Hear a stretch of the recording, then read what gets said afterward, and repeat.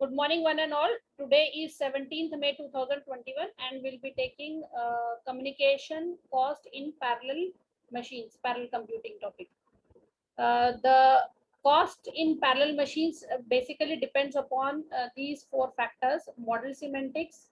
Model semantics मतलब model programming model कैसा है पैरेलल मशीन्स का, नेटवर्क टोपोलॉजी कैसी है, data handling and routing and associated software protocols. तो ये इन चार के ऊपर बेसिस है कॉस्ट, कम्युनिकेशन कॉस्ट की। So let's talk about message passing cost in parallel computers. Message passing जो कॉस्ट है वो देखते हैं हम, जो फैक्टर्स हमने दिखाए थे। सो बेसिकली टाइम टेकन, जो टाइम लगता है मैसेज पासिंग के लिए दो नोड्स के बीच में, that is the sum of the time which is used to prepare the transmission and the time taken to send the message on the network from source to destination। source से destination तक भेजने के लिए कितना समय लग रहा है, प्लस जो मैसेज प्रिपेयर करने के लिए जो टाइम लगता है, वो दोनों टाइम मिलाकर नेटवर्क का टाइम कैलकुलेट करेंगे मैसेज पासिंग कॉस्ट के लिए। तो हम टाइम कैलकुलेशन देखेंगे, टाइम कैसा इफेक्ट करता है। startup time startup time means the time required to handle a message that sends and receives nodes। जो मैसेजेस नोड्स मैसेज रिसीव करते हैं, सेंड करते हैं, उसको कितना समय लगता है। This includes the time to prepare the message, the time to execute the routing algorithm, time to establish an interface between the local and the router, and the delay। ये सारी चीजें इंक्लूड होगी। कितना टाइम लग रहा है message को भेजने के लिए, उसको राउटिंग एल्गोरिथम एग्जीक्यूट करने के लिए, फिर टाइम जो लोकल नोड है उसको राउटर के थ्रू स्टैब्लिश करने के लिए कितना टाइम लग रहा है, और डिले जो बीच में, डिले मतलब एक one switching from one two another, और बीच में जो समय लगता है वेस्ट होता है, that is also included in the startup time. The next is per hop time. After a message leaves a node, it takes a finite amount of time to reach the next node in a path। दूसरे node तक पहुंचने के लिए hopping, hopping मतलब कैसा होता है, कूदना बोलते हैं, एक जगह से दूसरी जगह से कूदते हैं, that is called as hopping. तो एक नोड से दूसरी नोड पे जो जंपिंग करते हैं उसके लिए जो टाइम लगता है, that is hopping time. So the time taken by the header of a message to travel between two directly connected nodes in the network is called per hop time। It is also called as node latency। node latency means time taken to switch over from one node to another node। latency बोलते हैं, latency अगर आपने operating system में पढ़ा होगा तो। Then the third is per word transfer time। it is the channel bandwidth in r words per second, then each word takes tw equal to 1 upon r to traverse the link। मतलब time taken to traverse r words per second। एक second के अंदर channel bandwidth में कितने words, are words transfer हो रहे हैं, that is being calculated. तो पर वर्ड ट्रांसफर मतलब 1 अपॉन आर, एक वर्ड कितना समय ले रहा है ट्रांसफर के लिए, 1 upon are to traverse the link, that is called as per word transfer। So this work needs network as well as the buffering overheads। Now as we have seen that it depends upon the communication cost, depends upon the routing and the network topology semantics। So we have seen the semantics, let's see the routing। what are the routings algorithm which communication cost depends upon the routing। Now the routing is store and forward routing। store and forward routing, when a message is traversing a path with multiple links, each intermediate node of the path forwards the message to the next node after it has received and stored the entire message। जब ये store करता है, message store करता है पूरा का पूरा, और उस मैसेज को आगे फॉरवर्ड करता है, that is routing. Routing is the best path which is being chosen to transfer the data from one location to another. तो राउटिंग एल्गोरिथम्स रहते हैं एक जगह से दूसरे नोड पर डेटा को ट्रांसफर करने के लिए। तो कौन सा बेस्ट पाथ है, दैट इज बीइंग डिसाइडेड। तो स्टोर एंड फॉरवर्ड जो है उसमें क्या होता है कि पहले वो इन्फॉर्मेशन को, मैसेज को स्टोर करता है एंड देन इट फॉरवर्ड्स। तो passing a message from node P0 to P3, मतलब ये नोड्स कौन से हैं, नेटवर्क में कम्युनिकेशन करने के लिए जो नोड्स रहते हैं P0 P3। The first one is through a store and forward communication network। store and forward communication network के थ्रू हम देखते हैं। और नेक्स्ट क्या है, extending the concept of cut through routing। shaded regions represent the time that the message is in transit. The startup time associated with the message transfer is assumed to be 0. Startup time is the time taken to establish, जो उसको समय लग रहा है या उसको transfer करने के लिए जो चीज टाइम लग रहा है वो सपोज 0 कंसिडर किया, तो मैसेज ट्रांसफर करना है P0 से P3 तक store and forward routing algorithm use करके। तो ये देखो फर्स्ट वाला एग्जांपल है, फर्स्ट वाला जो डायग्राम है a diagram, this is the a diagram, this इज a single message sent over a store and forward network. This is the time taken, ठीक है। ये प्रोसेसर 0, प्रोसेसर 1, प्रोसेसर 2, प्रोसेसर 3, ये 3 प्रोसेसर्स हैं और ये टाइम ले रहा है कितना टाइम लगता है उसको ट्रांसफर करने के लिए। तो प्रोसेसर 0 को कितना टाइम लग रहा है, then it stores and then transfer to the next. तो फिर उतना ही पूरा स्टोर किया उसने, उसके बाद उसने ट्रांसफर किया, फिर ये सेकंड पूरा प्रोसेसर डेटा को स्टोर करेगा and then third processor and then next processor. तो इस टाइप से वो खुद पहले पूरा स्टोर कर रहा है message and then it is forwarding the message. तो single message is being transfer over the communication network from P0 to P3। तो P0 से P3 ट्रांसफर करने के लिए P1 और P2 के थ्रू पास होते हुए आ रहा है। Next is the same message broke down into parts and sent over the network. अब एक सेम मैसेज जो है वो उसमें तोड़ा गया है, तो जब ये P0 इतना मैसेज ट्रांसफर कर चुका है तो ये P1 के ऊपर आ गया, उसका आधा जो है वो भी बाकी है। जब तक वो आधा प्रोसेस कर रहा है उसी समय साइमल्टेनियसली P1 भी जो है वो फर्स्ट पार्ट को एग्जीक्यूट प्रोसेस कर रहा है, स्टोर कर रहा है। P1 जो है सेकंड पार्ट को, सेकंड मैसेज को, ये मैसेज को हमने दो पार्ट्स में डिवाइड किया, पार्ट 1 पार्ट 2।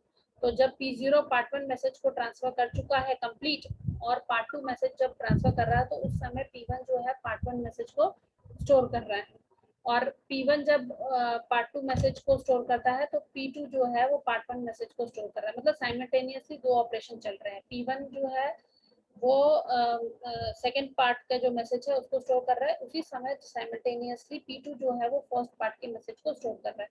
जब P2 जो है सेकंड पार्ट के मैसेज को स्टोर करेगा तो उसी समय P3 जो है वो फर्स्ट पार्ट के मैसेज को स्टोर करेगा। तो साइमल्टेनियसली जब ये ऑपरेशंस चलेंगे तो ये time taken to store and forward will be less. देखो ऊपर से कंपेयर करेंगे, जहाँ सिंगल मैसेज पासिंग चल रहा था उससे कंपेयर करके, तो इसको एग्जैक्टली डेढ़ जो टाइम वो कम लगा है सेकेंड वाले केस में।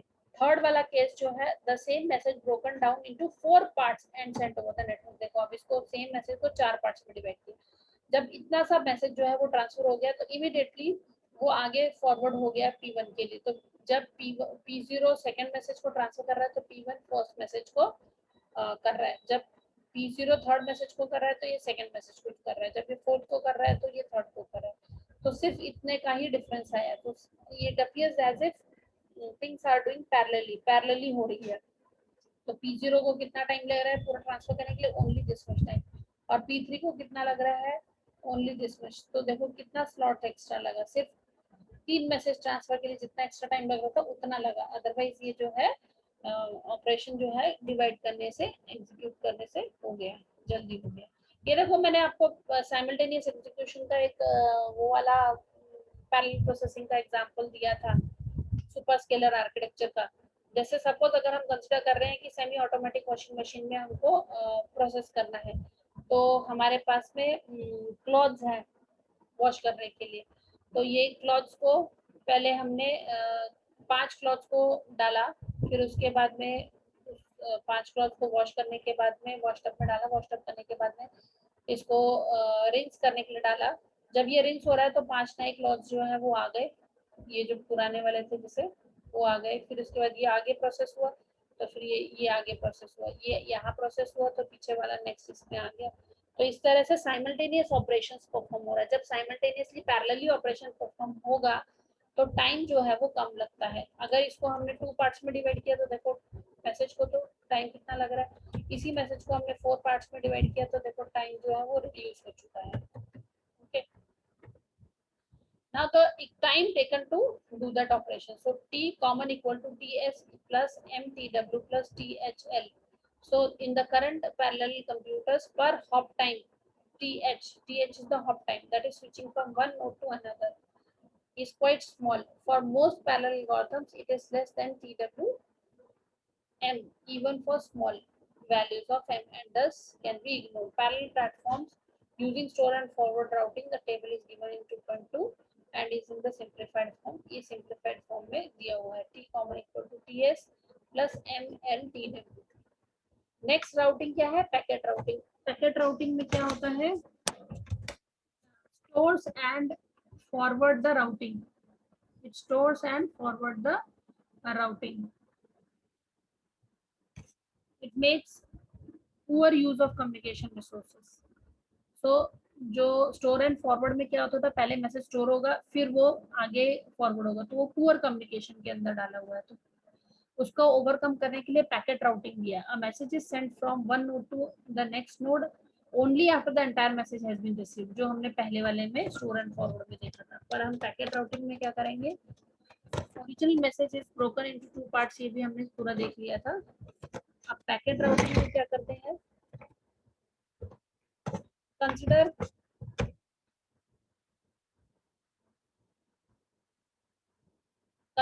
The transfer of m word message through the network. The time taken for programming the network interfaces and computing the routing information is dependent on the message length. Message की length के ऊपर depend करता है कि कितना message करना है. Packet routing.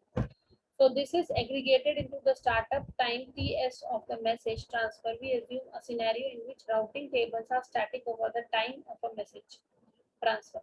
मतलब जो राउटिंग का टेबल है उस समय जब ट्रांसफर हो रहा है तो वो टेबल स्टैटिक रहेगा. That is all packets traverse the same path. सारे के सारे पैकेट्स. मैसेज को हमने किस पार्ट्स में डिवाइड किया? Packet. Packet is equal size message. Message का हर एक का साइज इक्वल है, तो उस समय जो है वो टाइम कम लेगा. Let's see how it takes less time.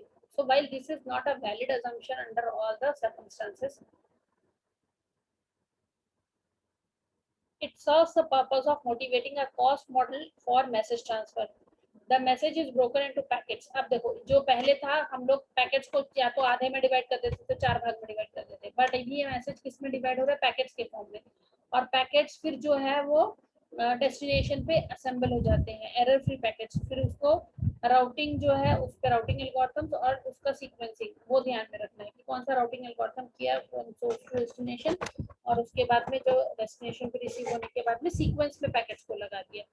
So the size of the packet is now given by r plus s, where r is the original message and s is the additional information carried with the packet. Packet के साथ में original message के साथ में उसके और information add करनी पड़ेगी. दैट इज सीक्वेंस नंबर, किस सीक्वेंस में इसको लगाना है, और ये कितना बाइट्स है, उसका साइज कितना है, कौन सा इंफॉर्मेशन ट्रैवल कर रहा है. Those information must be carried along with the packet. So the time for packetizing the message is proportional to the length of the message. So we denote it by MTW1. So if the network is capable of communicating one word every TW2 seconds, incur a delay of TH on each hop. So if the first packet traverses per hops, then the packet takes time as TH upon TW 2r plus s to reach the destination. So how we have calculated, see here, T common, that is the time taken using the packet routing. So TS, that is the start time, plus TW1 M TH hopping time L plus TW2 R plus S plus M upon R minus 1 TW2 R plus S. So this is the time, and in simplification form TS plus THL plus TWM. So where TW is equal to TW1 plus TW2 1 plus S by R. So this is packet routing is suited to the networks where highly dynamic states and higher error rates such as local and wide area networks, जहाँ बहुत higher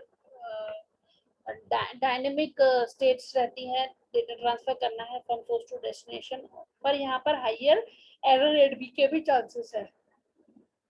okay, local like local area network या लैन या van की जब हम बात करते हैं. So this is because individual packets में take different routes and retransmission can be localised to local lost packets. Lost packets के लिए भी लोकलाइजेशन एरर जो आते हैं वो एल्गोरिथम्स करना पड़ता है. Next is cut through routing. Cut through routing in the interconnection networks for parallel computers. Additional restrictions can be imposed on the message transfer to further reduce the overheads associated with packet switching. मतलब पहले हमने देखा था first इसमें store and forward routing, second इसमें packet routing and third is cut through routing. तो दोनों में प्रॉब्लम है। दोनों जो हमने राउटिंग की चीजें देखी उन दोनों में राउटिंग की इसमें प्रॉब्लम है। तो हमने क्या किया, थर्ड वन यूज किया, that is cut through. So by forcing all packets to make the same path, we eliminate the overhead of transmitting routing information of by the packet.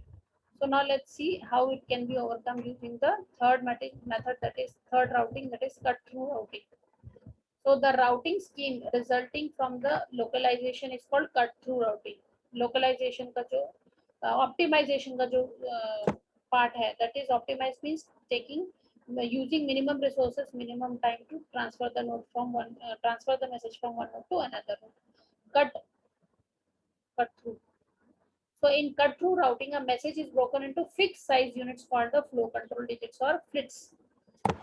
वही किया है, बट इसमें थोड़ा सा क्या किया है कि मैसेज को क्या किया, फिक्स साइज यूनिट्स में डिवाइड किया, जिनको फ्लो कंट्रोल डिजिट्स या फ्लिट्स बोलते हैं। Since flits do not contain the overheads of the packet, they can be much smaller than the packets. Packet से भी बहुत कम रहता है साइज, और उसमें ओवरहेड मेंटेन नहीं करना पड़ता कि हमको कैसे इंफॉर्मेशन जो है वो ट्रांसफर करनी है। So a tracer is first sent from the source to the destination node to establish a connection. Once a connection has been established, the flits, that is the small size messages, are sent one after the other. The flits flow the same path in a dovetailed fashion. An intermediate node does not wait for the entire message to arrive before the forwarding it. मतलब पूरा का पूरा छोटे छोटे छोटे छोटे जो है फ्लिट्स के फॉर्म में इंफॉर्मेशन ट्रैवल करेगी, फ्लो करेगा, flow of digits, flow of information over the communication network, and then after receiving वो assemble भी हो जाएगा. So as soon as the flit is received at the intermediate node, the flit is passed to the next node. Intermediate node जैसे एक node है, ये second node है और थर्ड नोड है, तो बस फर्स्ट नोड से सेकंड नोड में, सेकंड नोड से थर्ड नोड में, थर्ड नोड से लास्ट पे, इस तरह से फ्लो ऑफ डिजिट्स होता है, जैसे फ्लिट्स उस तरह से वो ट्रांसफर होता जाएगा इंटरमीडिएट, और फाइनली रीच होने के बाद में वो असेंबल हो जाएगा और उसके सेम ऑर्डर में जाएगा. Okay, so consider a message that is traversing such on a network. So now let's see the time taken to do that. So t comma is equal to ts plus lth hopping time plus twm. Okay, so we can compare using the methodology की कौन सा routing जो है सही है. So an example of deadlock in a cut through routing network में deadlock की बात की हुई है. We have flit from message 3, flit from message 2. Okay, now let's see.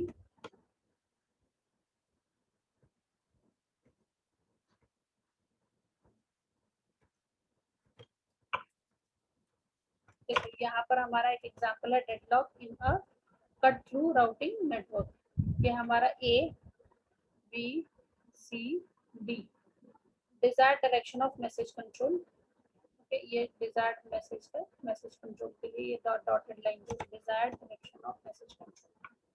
Okay, so here flit, that is flow of digits, flow of message in small size.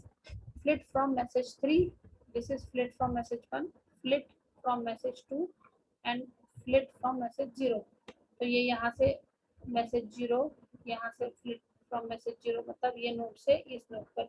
ये हमारे ABCD जो है वो 4 नोड है, तो यहाँ से ऐसे मैसेज जा रहा है, ये मैसेज 1 जा रहा है यहाँ से यहाँ पे, ये 0, ये 1, ये 2, ये 3. ठीक है, तो डेडलॉक अराइज होगा. कब डेडलॉक अराइज होगा? When it forms a loop pattern. ये देखो यहाँ से this requires it has already taken message from the node C, and but it requires this node also to transfer the data from B to A, and it is already acquiring the getting the data from node C to B. Similarly, A is already established the connection with B and wants to establish the connection with D, और ये भी ऐसे कर रहा है. तो एक loop type का जब फॉर्म हो जाता है, each one is waiting for other one to release the resources. Each node is waiting for the other node to release the resources. वो जब वेट कर रहा है कि दूसरा जब है वो रिलीज करेगा, तो ये क्या बन गया? लूपिंग पैटर्न बन गया, तो डेडलॉक सिचुएशन अराइज होगी. Okay, let's see the equations which are being. So cost of the communicating model is being calculated as TS plus L, TH plus TWM. Now let's see, the equation implies that in order to optimize the cost of message transfer, we would need to communicate in bulk. Bulk में हमको communicate करना है या minimise the volume of the data. Bulk मतलब बहुत ज्यादा जो data है वो सेंड करना है. जब बहुत ज्यादा डाटा सेंड करना होगा तो फिर हमको ये मैसेज ट्रांसफर जो है उसकी कॉस्ट जो है वो ऑप्टिमाइज हो जाएगी. So instead of sending small messages and paying a startup cost TS for each, we want to aggregate small messages into a single large message and amortize the startup latency across a large message. This is because on typical platforms such as cluster and message passing machines, the value of TS is much larger than those of TH or TW. So जो TH और TW की जो value है उससे बहुत ज़्यादा है ये बल्क की. तो बल्क के क्या करना है, बल्क ट्रांसफर करने के लिए इकट्ठा मैसेज ट्रांसफर करने के लिए बोला उसने. Minimize the volume of the data. So minimize the overhead paid in terms of per word transfer rate TW. जो हमको एक वर्ड को ट्रांसफर करने के लिए जितना ओवरहेड लग रहा है, that is to be reduced, minimized, so that it can be optimized over a communication network. Then minimize the distance of data transfer. Minimize the number of the hops that a message must traverse. जो hopping है मतलब jumping from one node to another, वो भी minimize करना है. Optimization communication करने के लिए minimize the volume of the data and communication in the bulk. So optimize the cost of message transfer. Message transfer की cost को optimize करने के लिए ये तीन तरीके हैं. Now, while the first two objectives are relatively easy to achieve, the task of minimizing the distance of communicating nodes is difficult and in many cases an unnecessary burden on the algorithm designers. So the consequence of following characteristics of parallel platforms and paradigms. तो उसकी वजह से कौन-कौन से problems आते हैं? Let's see. Message passing libraries such as APIs, the programmer has little control on the mapping of processes onto physical processes. Mapping का जो problem है, paradigm, while task might have well-defined topologies and may communicate only among the neighbors, then many architectures rely on randomized routing, and per hop time is typically being denoted either by the startup time TS or the small messages time TW. Okay, now let's see the equation for that. That is startup time TS plus TWM. देखो ये reduce हो गया इस तरह से. Okay, effect of conjunction on the communication network. Congestion means बहुत सारी एक साथ चीजें इकट्ठी इन्वॉल्व हो जाती है. तो how do you do that? So this is consider root P as a mesh in which each node is only communicating with its nearest neighbor. Since no links in the network are used for more than one communication, so the time taken for this operation is TS plus TWM. Okay. Now, what is basically effective bandwidth? This makes the task of modeling the communication cost dependent not just on the architecture but also on the communication platform. So to address this, we introduce the notion of effective platform. Okay, communication cost in shared address space machines. This we will begin tomorrow.